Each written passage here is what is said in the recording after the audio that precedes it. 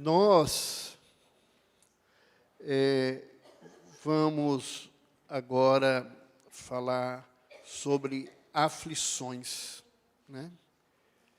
E a gente foi buscando algumas considerações para a gente pensando sobre o tema, porque ele é extremamente extenso, né? Nós, se pegarmos toda a literatura de autoajuda, toda a literatura espiritualista, ela está o tempo todo passando sobre as aflições que nós vivemos no mundo. O dicionário Hawais da língua portuguesa, ele diz que a aflição é tribulação que se caracteriza por profundo sofrimento, por persistente sentimento de dor física ou moral. Então, né, as tribulações, elas são constantes na nossa vida, né? E o mundo de hoje é um mundo de tribulações, né? E esta condição, essa possibilidade, essa percepção, ela é uma necessidade do nosso momento, porque a própria doutrina nos mostra que as aflições são oportunidades de reajustes diante da lei de Deus. Então, aquilo que hoje nos aflige, que nos causa tribulações, são condições que nos concitam a rever a nossa caminhada. Se não fosse assim, a gente ia acreditar que estava tudo bem, que estava tudo tranquilo, e nós não estamos nessa maré tão mansa como a gente quer, né? Tem muita gente aí esperando que a gente vai desencarnar, vai chegar do lado de lá, Emmanuel e não sei quem mais vai nos receber. A gente está muito mais para Frederico Figner, que chega do lado de lá, achando que ia arrumar um monte de gente, só encontrou os obsessores para poder criticá-lo, que ele estava tentando resolver a situação. E a Terra, ela se encontra em tribulações porque ela está numa fase de reajuste, né? Não é um reajuste único, individual, é um reajuste coletivo, né?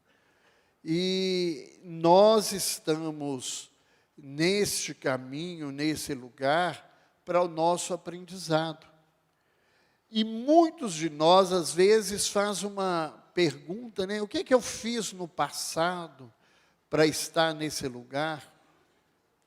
E os amigos espirituais nos dizem que nesses karmas coletivos que a gente vive, muitas vezes não foi o que a gente fez, foi o que a gente deixou de fazer.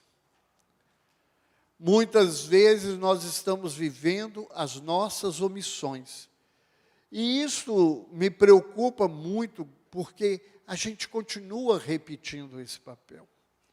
Ouvia Paulo falando de manhã, né, nessa necessidade da gente ser ativista, né, no bom sentido, né, não é ativista de pegar a arma e ficar destruindo, porque isso a gente já fez muito, não resolveu de nada, né? Mas a gente precisa ser ativista para a gente não ser omissos, né? Nós somos muito omissos na responsabilidade que nós temos na nossa caminhada.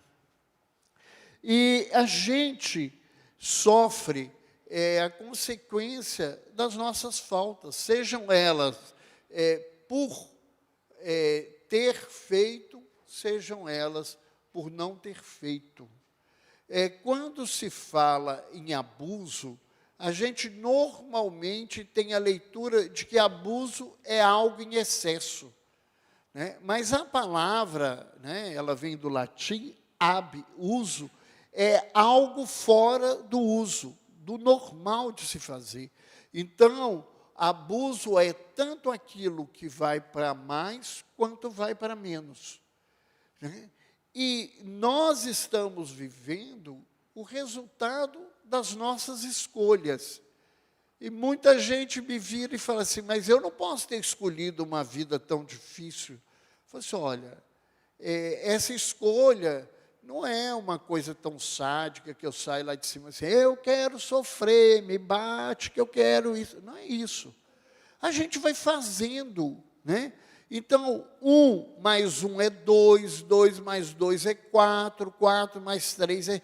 A gente vai contabilizando coisas na nossa vida, que a hora que a gente vê, a gente está num vermelho complicadíssimo, e sem ter a noção, aonde que eu comprei isso tudo? Você olha, é só você que sabe, mas ninguém. Mais ninguém. Dentro dessa consideração, né, nós vamos ver que a origem dessas aflições está no mau uso do nosso livre-arbítrio. A doutrina tem nos ensinado que a gente não está sofrendo porque Deus quer. Embora muitos de nós ainda dentro da gente acha isso.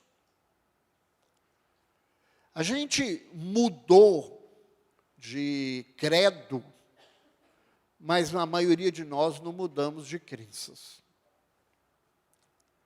A gente trocou de rótulo, mas não trocou de atitude. Então a gente, né, fala assim, mas eu sou espírita, mas na realidade, a gente é muito espiritólico, né? Ou espiritante. Né? Eu falo muito com o pessoal, né? A língua maledicente que eu falei de manhã, e a minha não é melhor do que a dos outros. Eu falo que eu viajando pelo movimento espírita, eu entro no centro espírita, eu vejo assim, isso aqui é de católico, é igreja. Isso aqui é de protestante, porque até o jeitinho, as musiquinhas que canta, o jeito que faz, né? A gente se comporta, continua fazendo da mesma maneira, da mesma forma. Então, tem espírita que não assume, mas reza terço. Eu não pego do terço, mas faz 500 orações, ele faz o dia inteiro para poder... É o mesmo lugar, é a mesma postura, é a mesma condição. Né? Então, o nosso problema real é que a gente mal usa o nosso, né? O nosso livre-arbítrio. Ele é malbaratado pela nossa condição. A gente, não adianta querer colocar culpa em ninguém. Nós precisamos parar de fazer esse processo. É Deus que é culpado, se não é Deus é o demônio, se não é eles dois é o coitado do obsessor. Né? Que, por sinal, quem não conhece, é que só vocês... daqui para cá que tem obsessor. Eu não tenho obsessor nenhum. Desistiram de mim. E dizem que o demônio reza todos os dias para mim não desencarnar, porque a concorrência vai ser pesada no inferno. Então, eu não preciso de obsessor, eu sozinho faço os meus erros na minha vida, eu tenho certeza absoluta disso. Então, somos nós que construímos essa história. Então, lembrando uma frase do Caligares no Sermão da Montanha, ele diz, né, que o sofrimento humano tem origem nos atos cometidos pelo espírito no passado, em outras encarnações ou na atual existência. é sempre consequência inelutável da incompreensão e do transviamento da lei que rege a evolução humana. E Emmanuel, numa página do livro Pão Nosso, ele coloca para a gente, né, que os sintomas das aflições são ansiedade, sensação de fraqueza, de desesperança e as enfermidades do coração. Não falando aqui que são enfermidades cardiológicas, né? São as enfermidades dos sentimentos. Né? A ansiedade, né? A preocupação que vira ansiedade, a tristeza que vira depressão, né? A raiva, né? Que vira ódio, né? A alegria que vira euforia. São essas as doenças que ele está nos citando e nos colocando aqui. Como é que é essa postura nossa diante da lei? Se nós estamos falando que a gente transgride, que é o nosso livre-arbítrio, nós temos que lembrar que, diante da lei divina, nós só temos 4 posições que nós podemos assumir. A primeira delas é a ignorância. O indivíduo, ele ignora a lei. Ele não conhece, né? Ele não tem ainda consciência da lei. E o apóstolo Paulo é muito claro em falar desse indivíduo. Ele diz que aquele que não conhece a lei, o que faz é lei. Mas nós temos pessoas que ainda não compreendem a lei. Elas transgridem a lei por não entender a lei. É por isso que as revelações ao progresso do conhecimento humano, porque, né, e é nesse sentido que Jesus, no Sermão da Montanha, em determinado momento, ele diz, né, está escrito, não façais assim, mas eu vos digo que qualquer um que, e ele vai explicando as coisas. Ou seja, aquilo que tinha uma conceituação, passa no presente, ter um aprofundamento desse próprio conceito. Tem aquele que transgride a lei, né? Mas aquele que conhece a lei e a transgride será punido pela própria lei. Né? Na continuidade do versículo que eu citava aqui em cima sobre a ignorância. E existe a possibilidade daquele que cumpre a lei. E quem cumpre a lei, ele está fazendo o caminho de saúde, de reconstrução, de refazimento na sua vida. Aonde a gente está, tem algumas coisas da lei que a gente é ignorante, né? Porque às vezes a gente acha que sabe muito, nós estamos ainda aprendendo. Tem coisas da lei que a gente não compreendeu direito. A própria lei de causa e efeito, eu acho que tem hora que eu ouço as pessoas, para mim, meu atrevimento, eu acho que a gente não compreendeu a lei. Essa coisa de ficar o tempo todo, olho por olho, dente por dente, tem gente que ainda fala assim, eu perdi o braço, porque na outra vida eu cortei o braço dos outros. Isso a gente ouve o tempo todo. Um dia, o Carlos, que é um dos orientadores do trabalho nosso na associação, ele virou e falou assim, que esse raciocínio é muito pequeno, Porque Deus não seria toda sabedoria se Ele tirasse o braço de alguém porque cortou o braço do outro. Porque é mais útil que você volte e utilize o braço para servir do que para sentir dor. Então, quando a gente chega ao ponto de passar por essas situações, é porque a lei já tentou, na sua misericórdia, fazer de tudo para a gente, e a gente deixou de lado.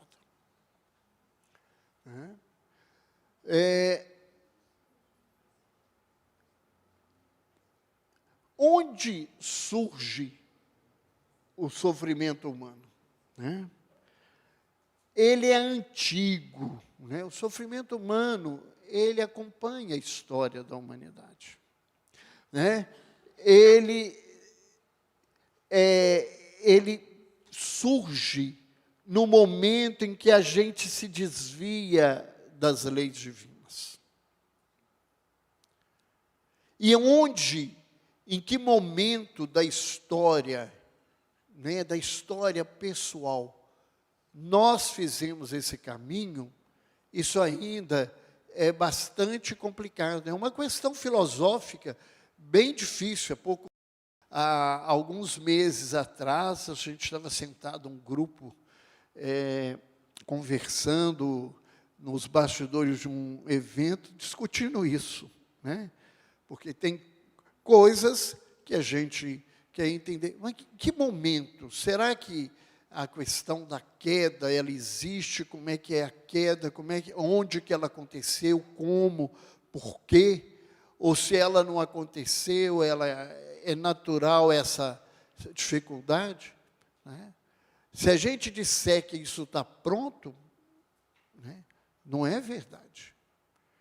Ouvindo as pessoas que têm maior possibilidade de conhecimento do que eu dentro do movimento, eu vejo que ninguém consegue responder essa pergunta atrevida que eu sempre faço. Aonde foi que a gente começou a cair? Como é que é isso? Por quê? Por que que um dia a gente se desviou desse caminho? É porque Deus quer? Eu não consigo ver esse lugar. Mas a gente tem que entender. E a grandeza da doutrina está nesse lugar. É de eu não saber tudo, não ter resposta para tudo. Porque quem teme em dar resposta para tudo é atrevido, porque a gente não sabe ainda tudo. Então, as vicissitudes da vida, elas têm duas fontes. Ou estão na vida atual, ou estão fora dessa vida. Não tem outra coisa. Se eu passo por uma aflição, ou eu construí essa aflição hoje, ou eu construí as minhas aflições em outras vidas. Nessa vida, muitas vezes elas são consequências naturais do meu caráter ou das condutas dos que suportam a gente. Então, a gente sofre muito pelas coisas que a gente teima em repetir na vida. É por imprevidência, é por orgulho, por ambição, por falta de ordem, de perseverança, por mal proceder, por falta de limites dos desejos, por interesses imediatistas, por vaidade, por falta de moderação, por ser muito suscetível, por intemperança, por excessos de todo gênero. A gente fica catando do lado de lá, noutra vida. A maior parte das coisas são coisas que a gente teme fazer hoje. Eu devo ter dor no estômago, que noutra vida... Não, você tem dor no estômago, você sem educação, come o que não deve, o que não pode, o que não precisa. É isso aí na vida.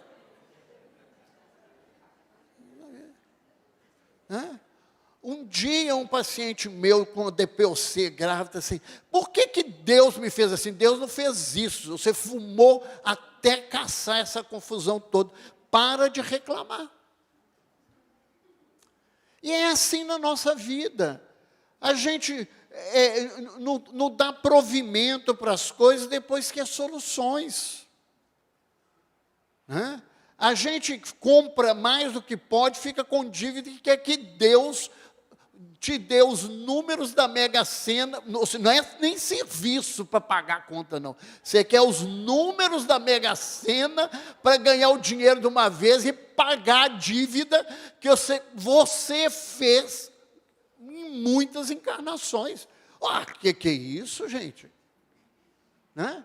Nós precisamos parar desse lugar, de ficar catando do outro lugar.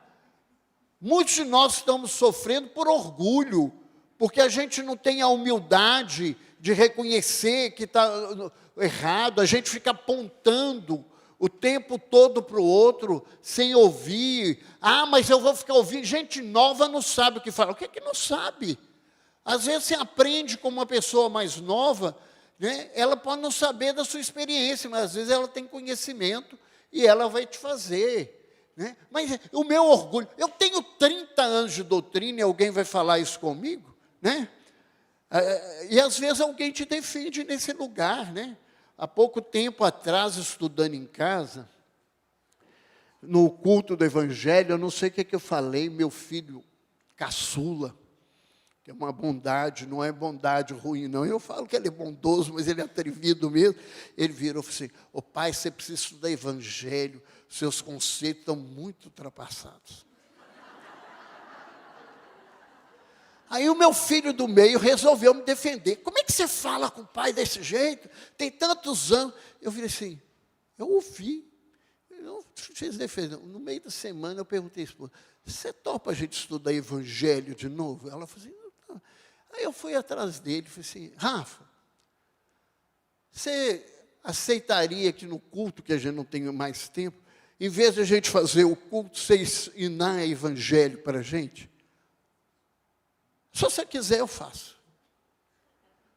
Eu só descobri uma coisa: eu não sabia nada, os meus conceitos estavam todos ultrapassados. Ele faz parte da turma do Projeto C, então eles têm uma outra abordagem, uma outra visão, e a gente vai aprendendo. E a gente muitas vezes acha que está acertando e está fazendo bobagem na vida, e por isso que a gente sofre, por isso que a gente está nesse lugar. Agora, existem outros sofrimentos humanos que aparentemente a gente não fez nada, perde um parente, você está trabalhando, perde o emprego porque algum país que não é o nosso entrou em crise, porque algum governo roubou tudo, mas não é Brasil, o Brasil não tem esse problema não, mas pode ser em algum lugar, né? Então tem um monte de gente passando por essas coisas, e normalmente a gente vive essas coisas que aparentemente a gente não movimentou, porque elas estão na realidade em outra situação, porque a gente não é penalizado por aquilo que a gente não infligiu na lei. Só as nossas infrações é que são penalizadas, né?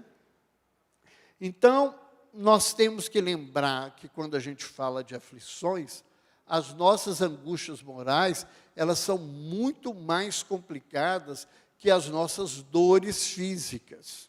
Né? Então, a dor moral, ela é muito pior que a dor física, porque a dor moral é, na realidade, né, é a dor com culpa. É isso que é o grande problema, é o grande sofrimento da gente. Então, o sofrimento humano, ele está diretamente relacionado às nossas escolhas, a gente não vai passar por nada que não tenha, e aquilo que a gente chama de pecado, ou sofrimentos pelos nossos pecados, né, que é os nossos desvios de caminho, nossas tomadas de situações diferentes, são advertência, e o sofrimento pode ser perfeitamente suportável, e até mesmo ele pode ser escolhido por uma pessoa que sabe o que tem que fazer. Então, se você, né, acha que é importante fazer um cômodo na sua casa. E você pega para fazer aquilo no final de semana com 2, 3 pessoas, você vai ficar cansado, vai ter dor, mas você sabia que aquilo era um resultado positivo. E muitas vezes o espírito escolhe um sofrimento, uma dor, porque ele sabe que a partir dali ele vai ter uma resposta que muito maior do que ele imagina na vida dele. Mas nós temos algumas perguntas que não se podem calar quando a gente fala de aflições. Como lidar com a nossa imperfeição? Quais são os procedimentos para a gente erradicá-la? Como conviver com a intempestividade, a impulsividade próprias e alheias que causam sofrimento? Como administrar conflitos íntimos que nos impelem a realizações infelizes decorrentes das nossas tendências inferiores? Como se desvincular das mentes enfermiças que nos rodeiam? Certamente essas são perguntas importantes dentro desse tema, né? Foram coisas que nós fomos levantando. Eu, quando pego para estudar essas coisas, eu fico pegando para poder ver se eu melhoro. Né? Eu sou muito egoísta, eu não estou querendo falar para os outros, eu estou querendo tentar ver se eu consigo um outro caminho, porque eu já estou cansado de apanhar por causa da minha escolha. Então, como conviver com essa intempestividade, impulsividade que nos causa sofrimento? E aí a gente foi lá, em Mateus 11, no versículo 29, quando Jesus diz: aprendei de mim, porque sou manso e humilde de coração. A mansidão, é essa condição que a gente precisa adquirir de conviver com as coisas da vida sem alterar a voz, sem perder, né, a tranquilidade, é fundamental. Né? Humildade. O que é humildade? A palavra humildade vem de humus, de esterco. Né? É da terra que está estercada. E isso é muito importante entender. Ser humilde é se reconhecer esterco, mas sabendo que sem o esterco, a planta não dá flores, e as flores não viram frutos que alimentam as outras pessoas e as outras criaturas. É saber que, apesar das minhas dificuldades, é muito importante que eu esteja no caminho. Todas as vezes que eu falo em humildade, eu me lembro de uma fala de Madre Teresa de Calcutá. Quando dizem para ela: a senhora tem a ideia de que o que a senhora faz é uma gota diante da miséria do povo que está ao redor da senhora? Ela virou assim: eu sei que a miséria do meu povo é um mar de miséria, mas eu sei, sem a gota do que eu faço, esse mar seria muito maior. É esse o esforço que a gente precisa entender. Em Mateus 10:16, Jesus ainda nos diz: sede, pois, prudentes como as serpentes, mas simples como as pombas. Né? A gente precisa aprender a prudência. É estar, né, numa situação de atenção aos riscos que nós corremos. Porque é assim que a serpente se comporta. Eu gastei muito tempo para entender isso, porque eu já passei uma fase da vida, não tinha medo, eu tinha pavor de cobra, de serpentes. Né? E aí eu ficava achando que a gente tinha que cutucá-las, e era um perigo, né? Porque se eu fosse cutucar uma cobra, é aí que eu estava caçando confusão. Eu entendi depois que elas não te atacam se você respeitar o limite do espaço dela. Mas ela está atenta ao desrespeito à questão. Ela é prudente, ela não age com quem não precisa e ela responde quando é necessário. A gente aprender a ser simples. A simplicidade é a marca divina. A criação divina é simples. Quem é complicado é gente. Nós é que complicamos a vida. Nós é que complicamos as coisas, que queremos marca, que queremos isso, que precisa disso, daquilo. Então, hoje, nesse mundo consumista, cada vez mais sumiu a simplicidade. Não basta ter um aparelho, ele tem que ser esse, aquilo. Aí, a gente só vai criando um inferno na nossa caminhada. A outra perguntinha: como administrar os conflitos íntimos que nos impelem às realizações inferiores? E nós fomos lá em Mateus 26, 41, quando Jesus diz: vigiai e orai, para não cairdes em tentação. O espírito, com certeza, está preparado, mas a carne é fraca. Então, a gente precisa aprender a ter vigilância constante. Se a gente quer melhorar, nós temos que nos vigiar o tempo todo. Porque é um minutinho que a gente perde essa vigilância e a gente passa pelas nossas dificuldades. E buscar a oração, que não é a oração de fora, da boca, é a oração da construção íntima, da paz, da harmonia dentro da gente, na realização do dever cumprido.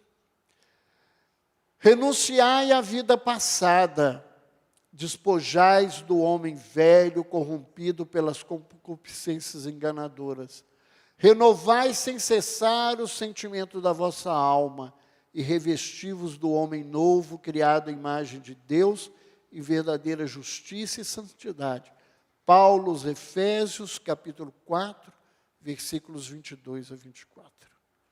Se a gente quer vencer, a gente tem que abandonar o homem velho. E para abandonar o homem velho, tem que ter vigilância. A gente precisa colocar esse homem novo para fora, porque ainda a gente tem um discurso de um homem novo, mas a nossa postura é uma postura ainda de homens velhos, nessa linguagem do Cristo. Como se desvincular das mentes enfermiças que nos rodeiam? Só podemos dar aqui alguns conselhos gerais, porque não há nenhum processo material, nenhuma forma, sobretudo nem qualquer palavra sacramental que tenha o poder de expulsar os espíritos obsessores. As imperfeições morais do obsedado são frequentemente um obstáculo à sua libertação. O que elas, as entidades, as pessoas obsediadas precisam é de fazer preces fervorosas pelos que sofrem e, acima de tudo, praticar as virtudes que Deus recomenda a cada um. Esse é o remédio para quem quer ficar livre das interferências espirituais. É orar pelos que sofrem e cuidar de fazer o certo. Quem faz o certo não corre o risco de ter processo nenhum de obsessão. A gente só vive essa situação porque nós permanecemos nesse lugar. Então, a imperfeição, ela não é defeito. A imperfeição é uma condição do processo de evolução. Ser imperfeito é uma questão do homem enquanto estiver encarnado nessa terra. O problema da gente não é ser imperfeito. O problema da nossa vida é ser rebelde. A gente precisa entender isso. Ah, porque fulano é imperfeito. É redundância eu falar que vocês são imperfeitos, que eu sou imperfeito aqui. Isso é redundância. Quem é perfeito não estaria, e vocês, então, não estariam aqui ouvindo a minha pessoa, né, com essa churumbela minha, como diria lá o professor do Chico Anísio, lá, falando para vocês. Se vocês estão me ouvindo, é porque vocês devem ser muito imperfeitos ainda para poder melhorar. Mas o Sérgio melhora vocês mais tarde. Mudando de psiquiatra, talvez a terapêutica seja melhor. Ele é da terra, a linguagem caminha mais tranquilo. O Sérgio é mais manso do que eu, né? Então fica assim.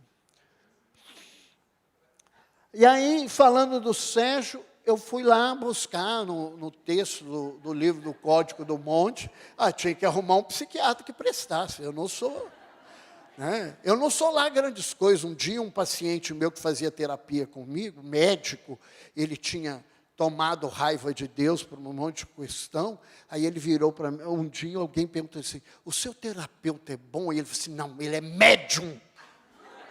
Ele estava tão brigado com Deus que sobrou para mim.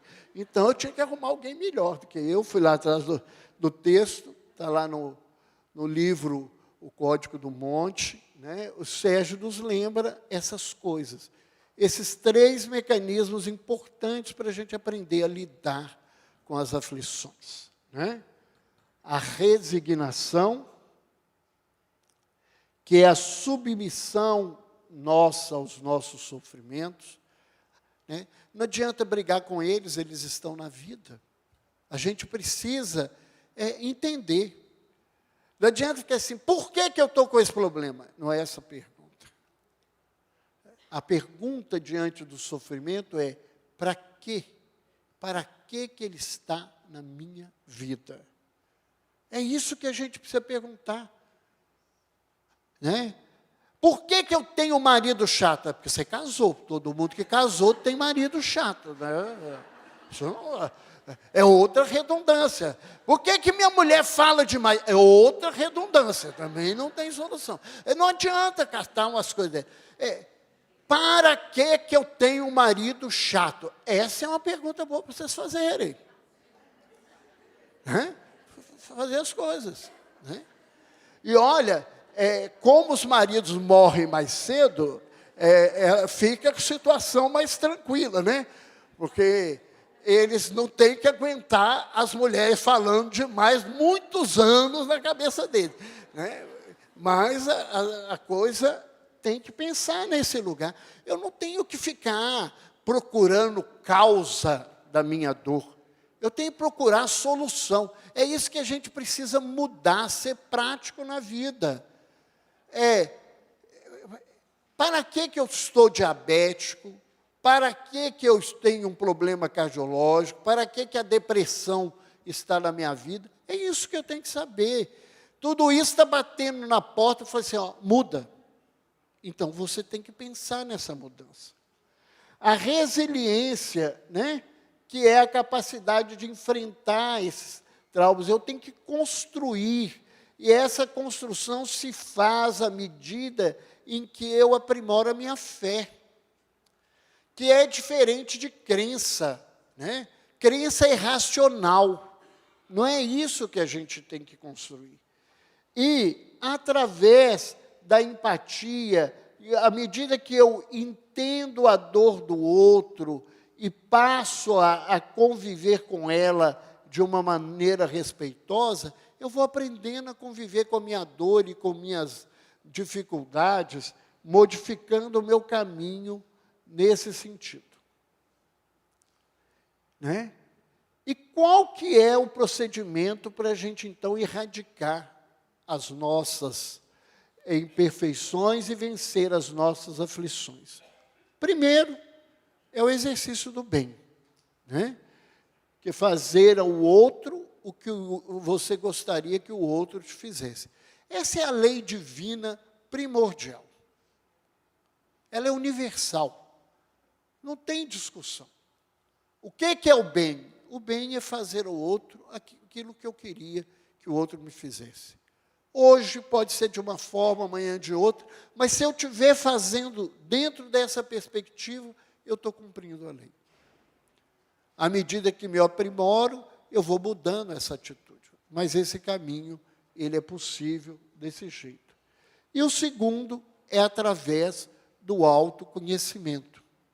E aí, aqui, eu gostaria de estar encaminhando, falando um pouquinho desse autoconhecimento, que eu acho que é fundamental para a gente vencer as nossas aflições. E a gente aprendeu essa forma de lidar com os amigos espirituais, e o pessoal, quando nos ouve, acha bastante interessante. Então, eu sempre gosto de repetir, né? Como é que a gente busca o autoconhecimento, mas a gente pode agir de duas formas, né? Primeiro, quando eu busco o autoconhecimento, eu vou ter um ganho, é de me reconhecer. Porque a gente acha que se conhece, mas a gente não se conhece. Às vezes a gente acha que a gente é manso, né? Mas coloca um revólver na nossa mão a hora que está com raiva. Às vezes a gente acha que a gente não é capaz de fazer alguma coisa, mas depende da situação e a gente vai ver que aquilo está dentro de nós. O autoconhecimento é pesado porque a gente não quer reconhecer que muitas coisas da nossa vida são as nossas atitudes. O meio religioso, e o movimento espírita não é diferente, ele tem duas grandes doenças. É a vaidade e o orgulho. Eu ainda divido isso em dois times muito especiais, né? Porque o orgulho, então na reunião mediúnica, a gente faz assim, eu fico vendo, né? O orgulho é doença dos dirigentes das reuniões, né? Eu sei, é assim, tem que ser dessa forma, é eu que dirijo, é a minha reunião, é o meu grupo, é os meus médiuns. O que caracteriza o orgulho, o indivíduo orgulhoso, ele quer ser obedecido. Se você gosta dele ou não gosta dele, acha ele bonito ou feio, para ele não é problema, desde que você faça o que ele manda. E do outro lado, nós temos o time dos médiuns, né, que tem a doença da vaidade, né? É muito fácil, o movimento espírita se construiu muitas vezes à custa de vaidade de médium, que quando ele é criticado, ele briga no grupo e vai e monta outro centro espírita, para poder o povo aplaudi-lo. Na hora que o povo começa a bater nele, ele sai e vai montar outro centro. Então, vaidade de médium, pelo menos, serviu para crescer o número de centro espírita no mundo afora. Né? O vaidoso, você não precisa concordar com ele, não precisa obedecer, desde que você bata palma e diga que ele é lindo, maravilhoso, que ele faz, que as mensagens que ele recebe são ótimas, né? A turma que vem aqui para o púlpito também é uma vaidade tremenda, adora palma, a sua palestra está ótima, maravilhosa, né? O pavão fica todo feliz, isso é vaidade. Então, a gente tem muita dificuldade de lidar com isso, que a gente é vaidoso, que a gente é orgulhoso. E do outro lado, à medida em que eu vou me conhecendo, eu vou aprendendo a conhecer o outro. E vou aprendendo que o outro é diferente de mim. Que ele não gosta das mesmas coisas que eu, ele não faz do mesmo jeito. Né? Ele não tem obrigação de ser da mesma forma que eu, né? Que é uma outra dificuldade, né? Por exemplo, mãe fazer terapia é uma dificuldade, porque é ela e os filhos são ela, porque tem que ser igual, tem que fazer o que eu gosto, o que eu quero, da maneira que eu penso, né? E a gente tem dificuldade de lidar que os filhos são diferentes, que eles pensam diferente, vão agir diferente, vão fazer totalmente diferente da gente, né? E enquanto eu vou me reconhecendo e reconhecendo o outro, que eu aprendo que nós somos diferentes, eu vou adquirir a realidade da existência do Criador. Isso é crença. A maioria de nós estamos cheios de crença, né? Jesus, retomando uma fala do Evangelho, do Velho Testamento, ele disse assim: crer em Deus, até os demônios creem e tremem quando escutam-lhe o nome. Isso é crença. A gente, muitas vezes, crê em Deus racionalmente. Olha, se tem esse universo, e não foi você que fez, ou alguém fez o universo aqui? Não, eu também não fiz. Então, tem que ter algo que fez esse universo. Isso é uma crença, ela é racional. Se eu acredito que Deus é justo, que Jesus me disse que Deus é amoroso, e eu estou sofrendo, e eu não consigo encontrar uma causa nessa vida, tem que ter outra vida para justificar a causa do meu sofrimento. Isso é crença. É uma coisa racional. Fruto desse autoconhecimento. E à medida em que eu reconheço que há um Criador acima de mim, eu vou começar a desenvolver essa humildade. Eu vou ter que reconhecer a minha pequenez diante do universo e diante de Deus. Quando eu aprendo, né, a reconhecer a minha pequenez, eu vou trabalhar com as minhas culpas num processo diferente. Porque a culpa, ela pode ser movimentada de duas formas. A culpa, ela pode virar remorso, ficar remoendo na vida da gente, que é isso que nos adoece. O adoecimento espiritual, né, é a culpa que ficou estagnada e estragou dentro de nós. Ou a culpa pode se transformar em arrependimento, né, que é a reparação daquilo tudo que eu fiz de errado. Então, quando eu reconheço essa pequenez, eu faço esse processo.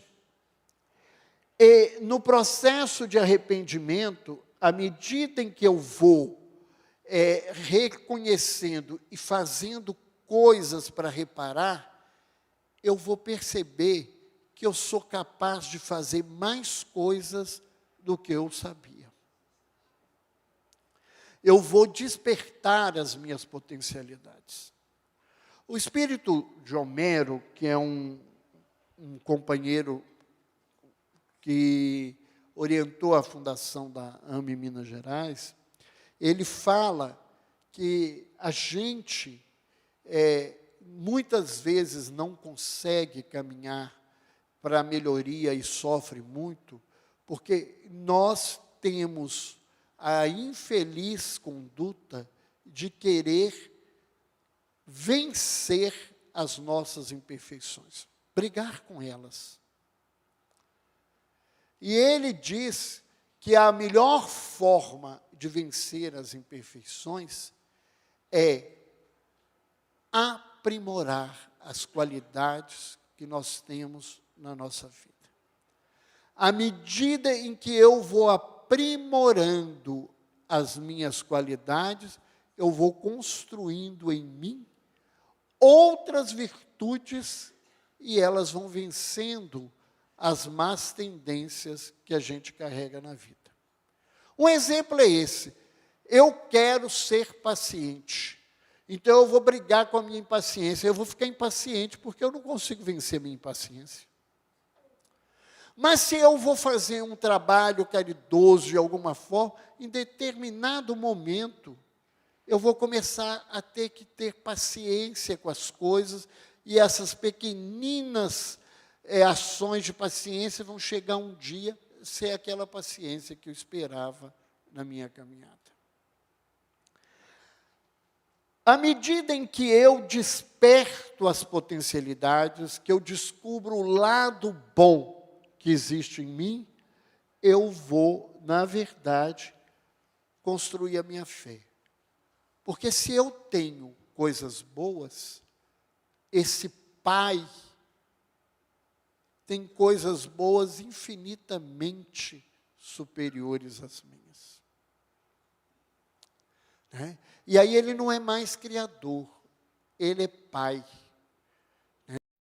E talvez um dia a gente aprenda a chamá-lo como Jesus o chamava. Porque em hebraico, né, as frases que se referem à fala de Jesus ao Pai não seriam nem mineiras, nem muito menos gaúchas, elas seriam nordestinas, porque é paizinho, painho. A forma como está escrito em aramaico é carinhosa, né? É uma forma de intimidade com esse Pai que a gente precisa ter na nossa vida. E à medida em que eu me percebo bom, eu passo a ver a bondade no outro e passo a reconhecer a grandeza de Deus, né? E quando a gente consegue aceitar essa paternidade, a gente vai aprender a viver a lei. Porque se Ele é Pai, e eu assumir que Ele é Pai na minha vida, Ele vai ser o meu referencial, o meu caminho. E nesse caminho, se eu sei que Ele é Pai, eu passo a ter consciência que eu sou herdeiro dEle. Né? A frase de para-choque passa a ter sentido. Eu não sou dono do mundo, mas sou filho dEle. Nós somos herdeiros desse Pai. Nós somos, né, tudo nos pertence e deveria ser cuidados nesse pertencimento de maneira delicada e cuidadosa. E à medida em que eu vivo a lei e tomo essa postura de ter consciência da minha responsabilidade diante do universo, eu construo a saúde. E aí, né, vem a fala de Joseph Gleber no Homem Sadio, que ele nos diz: a saúde é a real conexão da criatura com o Criador. Então, a saúde é quando eu vivo a lei e tenho consciência plena do meu lugar no universo. É para isso que nós estamos aqui. É para esse convite que a lei nos coloca as nossas aflições. Para a gente falar assim, lembrar, você não está no lugar que você precisa. Você precisa mudar de condição. Você precisa mudar de caminho. Né? E se nós nos sentimos profundamente aflitos, lembremos desse convite. Vinde a mim, todos vós que estáis cansados e aflitos, e eu vos aliviarei, porque o meu jugo é suave e o meu fardo é leve. O Evangelho é o grande remédio para a nossa caminhada. Antes de encerrar, alguém teria me perguntado lá dentro, na hora dos autógrafos, sobre o livro, né? O Alexandre falou do livro, pessoal, que é um dos lançamentos da AME Brasil, que é Cartas ao Dr. Bezerra, né? E a gente eu só fui o médium do livro, né? Tanto que eu fiz questão de não estar nesse lugar da organização, né, por um pedido, mas eu acho que é muito interessante dizer para vocês, é uma oportunidade de conseguir adquirir uma obra que ficou muito especial e fala desse ideal nosso, né? Em 2012, o departamento acadêmico da AME Brasil fez uma reunião. E, numa das atividades dos acadêmicos, eles fizeram uma proposta. Se você pudesse pedir a Dr. Bezerra um aconselhamento, uma orientação sobre a sua profissão, o que você gostaria de perguntar para eles? E eles, os acadêmicos, escreveram cartas para o Dr. Bezerra, para que o Dr. Bezerra pudesse esclarecê-los. Eles juntaram essas cartas, foram a São Paulo, atrás da doutora Marlene, que era o grande canal que a gente tinha com o Dr. Bezerra, e pediram a ela se ela poderia assumir esse lugar. A doutora estava num momento de muita produção, já adoecida, enfrentando também as dificuldades físicas, e ela disse que ela não teria condição de fazer aquilo. E sugeriu a eles que procurassem ou Gilson ou a mim, para que pudesse ver se a gente poderia auxiliá-los.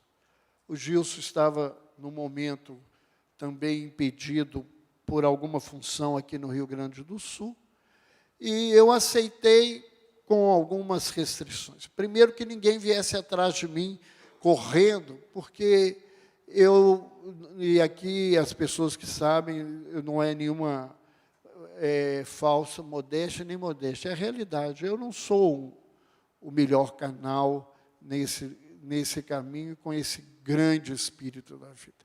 Então, a gente tinha que esperar o momento que ele pudesse nos atender, né? E eu não queria ver nenhuma das cartas. Eu não queria ter nenhum conhecimento delas, para que eu pudesse interferir o menos possível nas respostas dele. É muito interessante o número de cartas que vieram, sem a gente saber, era o número de cartas que foram escritas pelos jovens, né? E depois que essas cartas chegaram às mãos deles, eles fizeram uma proposta que eles acharam interessante. Eles pediram diversos autores e escritores e estudiosos da AME Brasil que comentassem a pergunta e a resposta num capítulo. Então, cada capítulo tem a carta do acadêmico, a resposta do Dr. Bezerra e um comentário, um estudo de algum companheiro da AME Brasil. E ainda mais do que isso, porque os jovens com a tecnologia, eles colocaram QR Codes nos capítulos, e quem tem acesso a esses QR Codes, eles vão lá, abrem um link e encontram uma palestra da doutora Marlene sobre o tema. Então, além do livro, a gente tem essas referências. É uma obra que particularmente me encantou, né, que me emocionou muitas vezes, recebendo as cartas, né, vendo o trabalho, o esforço desse abnegado trabalhador do mundo espiritual, de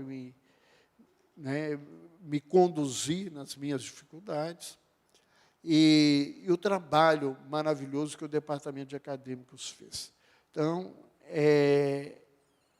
eu comentei isso com alguém, ele falou assim, podia comentar todo mundo para conhecer essa ideia, esse trabalho. Então, muito obrigado, eu gostaria realmente de agradecer, né? Nós estamos aqui agora, encerrando a nossa participação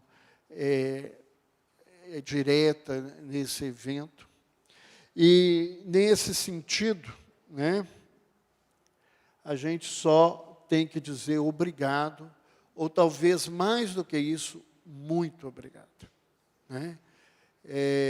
Muito obrigado mesmo pela oportunidade, e como comenta o professor Luiz, da Universidade de Lisboa, falando sobre a teoria da gratidão de Tomás de Aquino, é só em português que a gente fala profundamente da gratidão.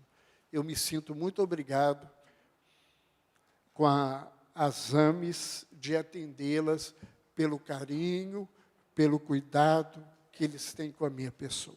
Muito obrigado mesmo.